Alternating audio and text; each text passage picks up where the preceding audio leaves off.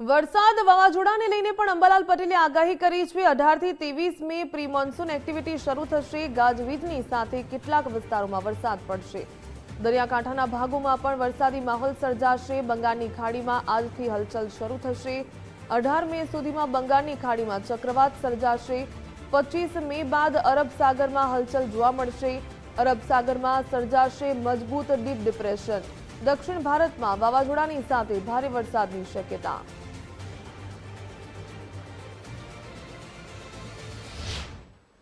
ત્યારબાદ 15મી તારીખથી ગરમીમાં ઘટાડો થવાની શક્યતા રહે છે અને 18 તારીખથી 23 તારીખ સુધીમાં પ્રી મોન્સૂન એક્ટિવિટી અલગ અલગ ભાગોમાં થવાની શક્યતા રહે છે। કેટલાક ભાગમાં ગાજવીજ સાથે વરસાદ થવાની શક્યતા રહેશે। બંગાળ ઉપસાગરમાં આજથી જ હલચલ જોવા મળશે અને તારીખ 17, 18, 19 તારીખ સુધીમાં તો બંગાળ ઉપસાગરમાં ચક્રવાત બનવાની શક્યતા રહેશે।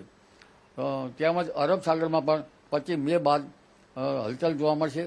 કદાચ low pressure, depression, deep depression સુધી હાલમાં તો આવવાની શક્યતા રહેશે અને 200 ml જેવો વરસાદ થવાની શક્યતા બંગાળ અરબ સાગરના નીચલા ભાગમાં રહેવાની શક્યતા રહેશે। 25 મેની આસપાસ કે તેથી વહેલું પણ પહોંચી શકે